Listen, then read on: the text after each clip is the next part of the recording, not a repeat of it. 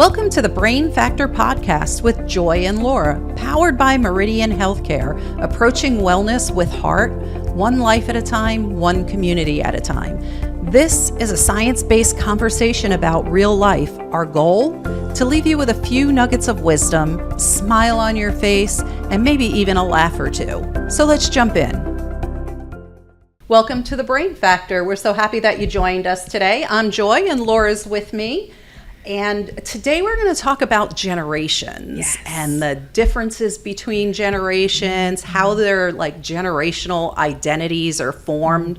You know, we all see all these funny things or many of us see these funny things on social media about variances in generations. So we're going to dive into that a little bit. And we're also going to talk about how we can learn from each other and understand why someone is squirreling away food when you're like, there's plenty of food, but they might come from a different generation and a different time where there was scarcity. So we just want to foster a little bit of a mutual appreciation, kind of look at it through, I'll let you talk about the social identity theory. Yeah. And we touched on that last, one of the previous episodes when we talked about stigma. Stigma, thank you. I lost it. Yeah, when we talked about stigma, we touched on it because it is one of the places that stigma comes from. So we thought we would dive in a little bit more in this episode about all of the different generations that we might be encountering, specifically in the workplace or with our families, and that it makes sort of a big difference if you really understand where people are coming from.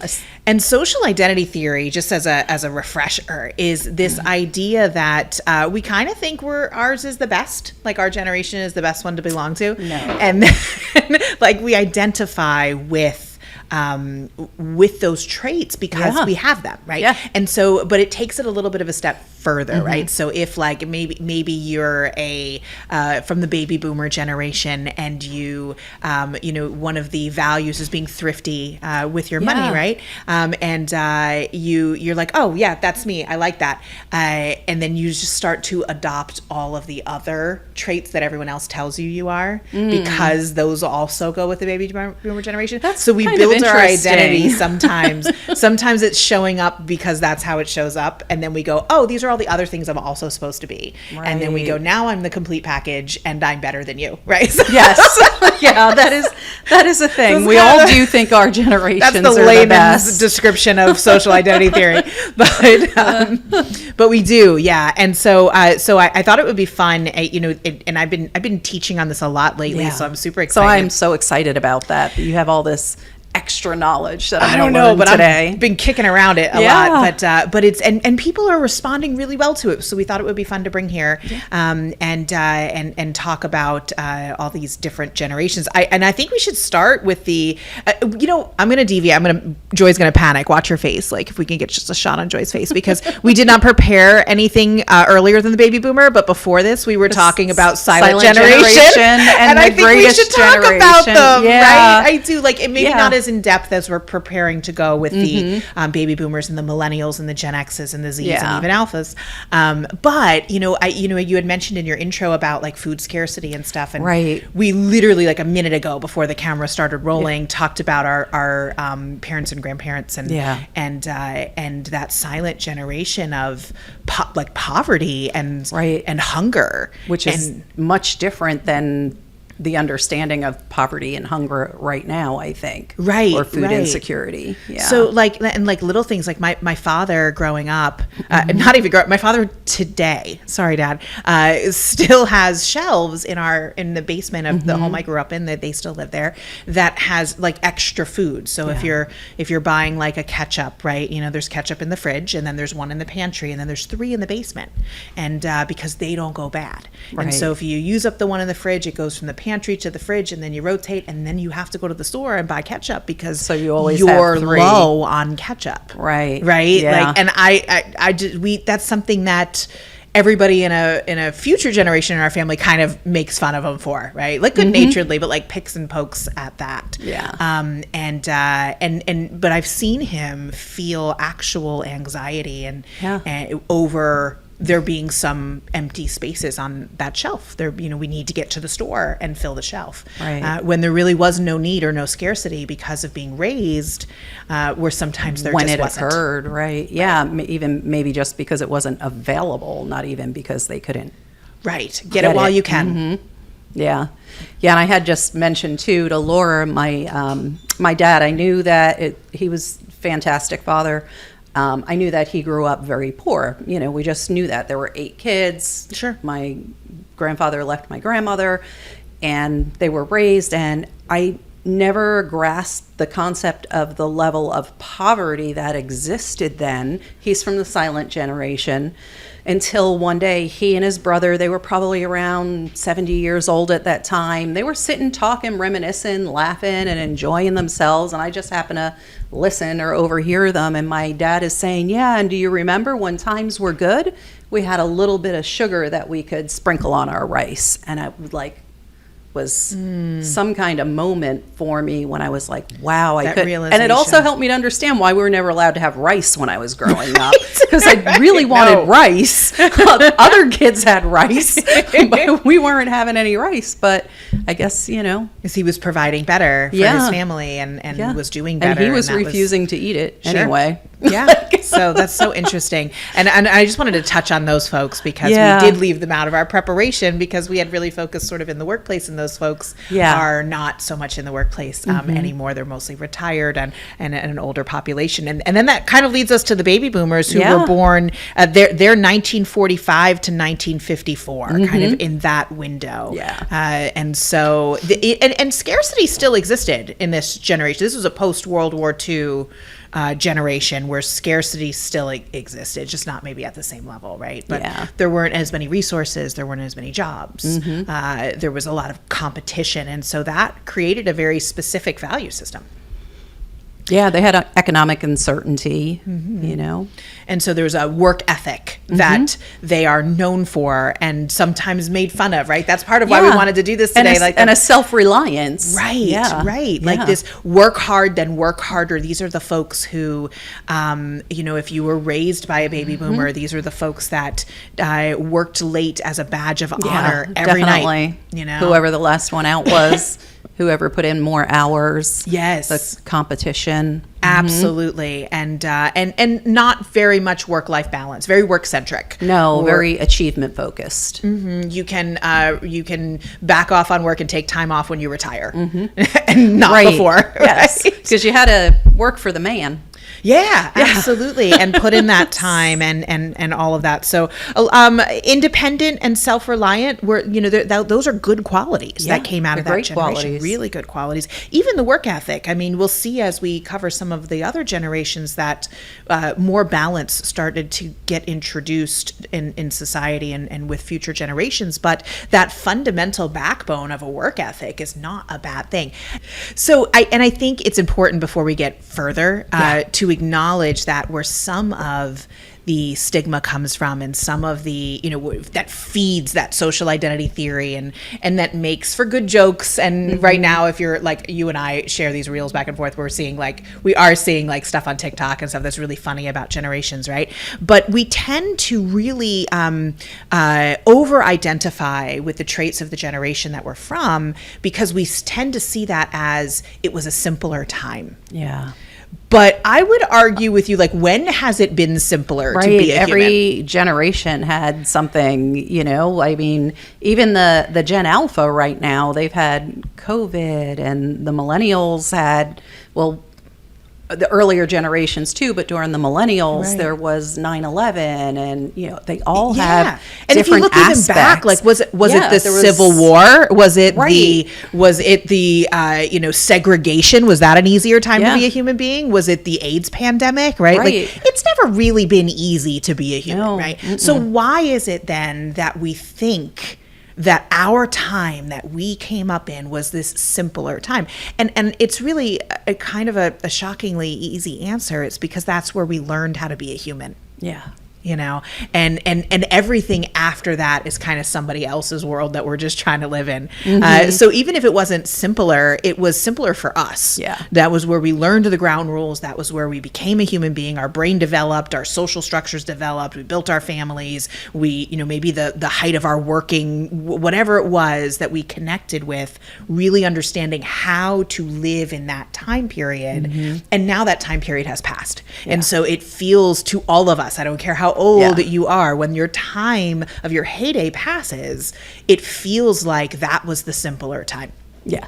I feel like it was simple for me in my time, the simplest time, mainly because everybody wasn't carrying a camera around to see the stupid things we did.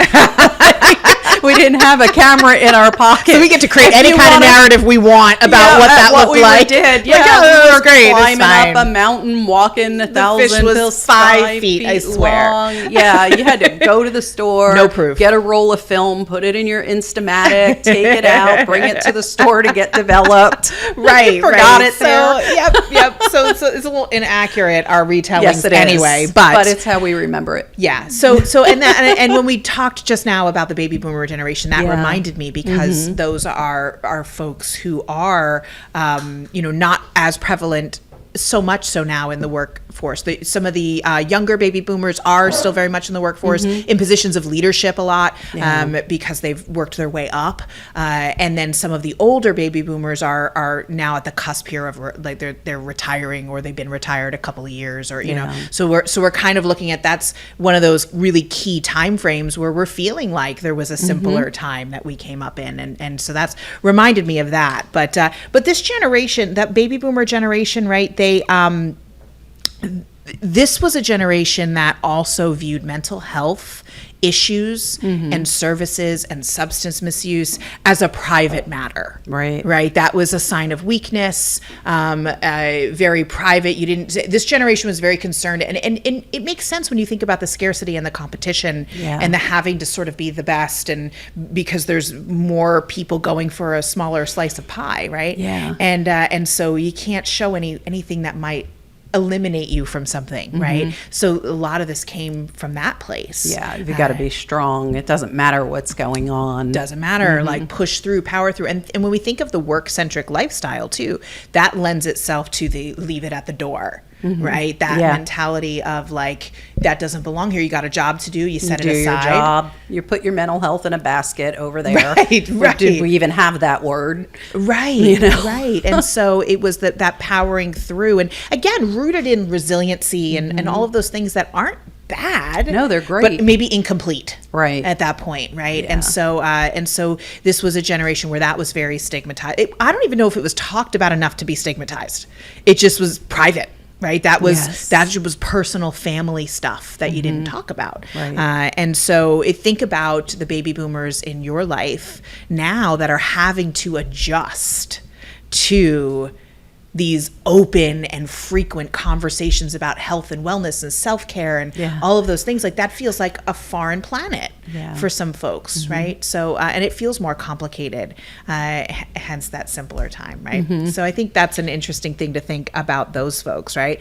And then it's no surprise, Gen X, which we have the years on those. 65 to 80. 1965 to 1980. Yeah, so they almost rejected that whole like work till you die almost entirely, right? They rebelled against that, and that was the first generation. It's my generation, the first generation our generation to introduce like.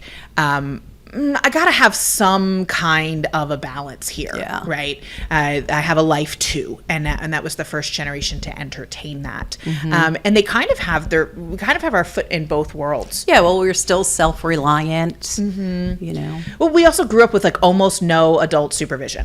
We were raised by those folks who were working all the time. Right? Well, and even if you weren't, like, my mother was a homemaker. She stayed home. My dad worked like crazy, like they work. But even in that instance, without the technology, without everything, you were out on your own, on your bike, on the street with your friends, going we wherever. Came home when the street lights came on. My parents were super strict, so I had to come by like every 2 hours and be like, I'm okay, and then I can continue on and play. But Right. you don't know what the heck I was doing before or after that Right, for right. the entire day, because you had to come in when the street lights came on. Yep. Absolutely, Yep. absolutely. So- And you know, it's interesting. You talk like my mom worked occasionally throughout my youth and part time, but largely was stay at home as well. However, statistically, Yeah. Gen Xers were the first generation to see Absolutely. the double income families. Yeah, and the latchkey Latchkey kid kids, came up. like so that was a lot more and more double parents working in the home, both parents working in the home, Absolutely, yeah. and so there wasn't that same supervision. And then we also saw early technological advances. We saw the world go from analog to digital. Yes. You know, and we saw that like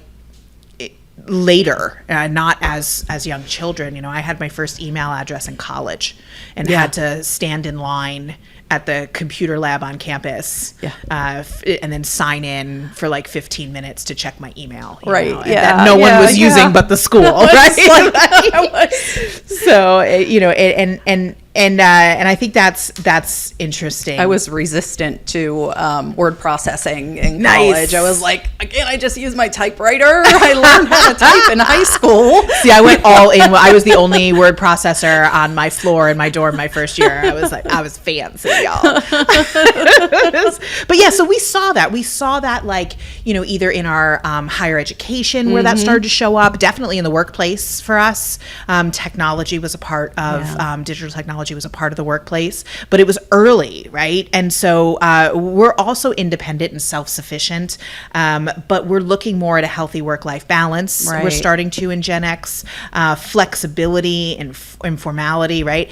Alcohol is the drug of choice for Gen Xers. There's the highest number of folks who have a substance misuse disorder involving alcohol At this time. in the Okay, Gen that's X interesting. Yeah. generation. And so they also have the highest rates of suicide. Yeah. So Well, we're still kind of, although starting to not be open about mental health, but starting to think at that time maybe you could get some help as long as somebody didn't know about it. yeah, so While we're still toughing it out, though, the majority Right, of us, and we right. can't talk to anybody about it. Gen X is kind of all over the board when it comes to that, I think. You Yes, know? it is. Self-help movement showed up in our Yep. generation, so that was cool. Yeah. But also all of our like older influences that we Yeah. were raised by, we're still going like, don't air your dirty laundry, right? So Yes. we internalize sort of this weird mixture of all of that. And so you'll find some of us who are all just like all in with mental health services and totally get it and are more progressive. And then you do find some folks of our generation who are still like, oh, I don't know about all of that, you know? So I'm glad you brought that up. That's a really, really good point. Well, I guess I talk about the fact on here that I see a therapist sometimes and Yeah, stuff sure, me like too. that. But outside, I mean, I know that's for anybody in the world to know or hear, because I think that's beneficial. You're like, I just say it for on the us. air, but other than that, I But don't. but left to my own accord, I would probably never, outside of doing this or working in the mental health field, Right. I would have never talked about it. I saw a therapist maybe with my best friend, but Right. not, you know, I was open to it. I would do it, but I don't think I was telling people about it yet early on. Right. And I don't mean to skip ahead or give spoilers. Meanwhile, Gen Z's out there like, well, my therapist said, Yes. you know, like Like, while yes, they're like- having coffee, right? Like, which is so empowering and freeing and cool. But Yeah. like, again, imagine what that looks like and feels like to somebody from the silent generation or from the baby boomer generation, Yeah. and some of the reactions that folks from other generations may have to that, Yeah. right? I think my parents would be like, "Why are you airing your dirty laundry Right, on that? right. What is like, that? why do pod they need to thing?" know that? Right, Right. Like, where's the It's like- pod? I can't find your pod. I want to listen. So, and then moving on from Gen X, we had the millennials, who were, you know, by their very name, which is Generation Y technically, but Yes. but they were raised they came up at the start of the millennium. Right. And so these were the last so what were the years on those? 81 to 1996. To 1996. And there's some shift back and forth argument on that. I know, but officially, Officially. that's where it is. Yes, it's 81 to but 96. this is the largest group in the workforce right now. Like I think they make up like 30 or 35% of the workforce currently. And there's some challenges in retaining millennials in the workplace. Not as much challenges as with Gen Z, but they require some different things for retention, which I think is super interesting. But millennials are the first. They're the last generation to see the world before and after the complete digital takeover. Yeah. And I think that's fascinating. You know, they not the same way we had a foot in both worlds, because I still don't know how to work my TV, right? So I still have some of that like baby boomer stuff, right? But we saw like analog to digital and some early stuff, but like they saw like what we have now in their youth. Yeah. But also when we didn't have any of that. And they're the last generation to see both at times in their lives when they could learn it and it was applicable and it was used in their education and it was in their workforce and, you know, and a standard and all of those things. And so so that comes with some unique traits as well. So I was going to say, I think something interesting with millennials. Now, this isn't statistical or evidence-based or anything like that, but I was in this public relations leadership type of thing a while back, and there were Gen Xers and millennials. It was spread out amongst the age groups, and we were talking about generations. And this girl who was a millennial, she said, yeah, we focus on our mental health and work-life balance and focus on ourselves a lot. She's like, but it's not like I was a baby genius. Our parents told us you can have anything that you want. You can be anything that you want. You can do anything that you want. So from her perspective, and some other people that were in there were like, oh yeah, from the generation that's before. True. Yeah, she was like, so you guys told us that's what we could have and that's what we could do.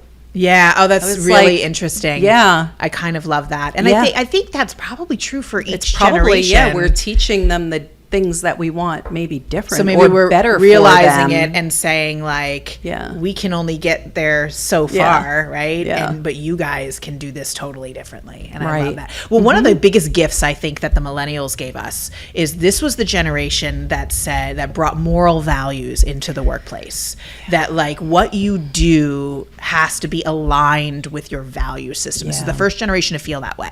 And they said, well, I have to feel good about what I'm doing. I have to feel good about the company that I'm working for. I have to feel like it aligns with my values. And if it stops aligning, I'm out. Yeah. And that was the first generation to do that. So some of the to me, that's a gift as a Gen Xer, which kind of speaks to your point. It's like, as a Gen Xer, I'm like, yes, you guys got it, you know? Yeah. And then baby boomers are like, are you serious? Do you have another job lined up? Why are you out? Like, because it doesn't feel good. Are you right? Right? You know? How are you going to put food on the table? Right. So we start to see where these traits and these values that are not inherently bad in any of them can cause conflict if we're not aware of where they're coming from or how that's shaped and all of those things. I think that's so what I love about this episode so much is every single one of these traits of these generations are great. Right. They're all really good traits that we're talking about. They're just sometimes, change our perception, or we perceive them differently. Absolutely. Or they're in conflict. Competing priorities, right? It doesn't mean that either one is bad. They're just competing. Yes, I do think there needs to be 700,000 widgets made a day, but I really don't want all that smoke going up into the environment. Right. So we've got those competing priorities that we're looking at. And I think that's so interesting. I think millennials also like communication, frequent communication. Yeah. They want to talk things out. Meanwhile, like some of the millennials, think about this scenario, a millennial working for a baby boomer, right? Both see that each other has value, but the millennials requiring way more communication, way more hands-on than the baby boomer maybe believes is professional or is needed or they're willing to give, right? That's just one little example of how we can see conflict with some of these value systems and needs and beliefs and things like that. One of the things I found really interesting is that Blue Cross Blue Shield did a survey recently, past couple of years, and they came up with that I think it was, I have the numbers here, so forgive me, I'm going to look down, that 68% of baby boomers and Gen Xers self-reported. They felt like their mental health was good. It was in a good place. And less than half of the millennials said the same thing. Yeah. And I would argue that it's not, because it's self-reporting. I'm not sure that that's accurate so much as it's perception. Yeah, I think they it's have perception. awareness. Yeah, definitely. Because Gen X, your level of good mental health is like, okay, you're alive. I mean, I'm good. You got to work. You have food on the table. You got a car. Other people got it worse. I'm good. I'm good. Like, you know, so like that deeper understanding shows like, oh, maybe we're not good. Which brings us to our Gen Zs. Gen Zs. Which has a special place in my heart, honestly. I'm raising a Gen Z, and I think in so many ways, I know that they're weird and hard and difficult for us to understand from an older generation, right? But I think they're nailing so much in so many ways about mental health and self-care and taking care of each other and building each other up. Like I see so much good in this generation that is so often torn down. That I don't know. To me, I find in some circles that's an unpopular opinion. So, you know, drop it in the comments. Let me know what you think of Gen Z. And then 1997 to 2010. Yes. So 1997 to 2010. So these are our young adults in entering the workforce. And these are our college students and our high school students right now for the most part. And then some middle school even technically belong in the younger end of Gen Z. And they have never lived without digital. So they're what's considered the global generation. I've heard them referred to as that. That's interesting. And I think they've had access. They are the first generation to have access to every perspective at any time. Right, global perspectives all the time in their pocket. Yeah, just like, oh, you're here. Yep, they can talk to people all over the world. They can learn about other perspectives. They can, you know, and yes, there are some dangers and some difficulties that come with that I think we're still trying to figure out as a society. But the access that's objective. They have access, right? And so, you know, when we also saw some things happen, you know, the global financial crisis, the global climate emergency, the economic fallout from COVID-19, right? We saw some of these things that you would think, because of like resource scarcity and uncertainty and instability, that without that access to everyone in the world, may have actually created a generation with a similar value system as the baby boomers. But it didn't, because of that connection to the rest of the world. Like I can see each other, right? And so I think that's super interesting. No traumatic, unpleasant, negative experience happens in isolation for a Gen Z. It's all relatable. Nothing's unrelatable. You're going to find someone who went through what you went through in your pocket. Yes. Right. So like nothing is unique or unrelatable or foreign in terms of your life experiences. And I think that's really, really interesting. And then when we, you know, that's that first like entirely global digital generation.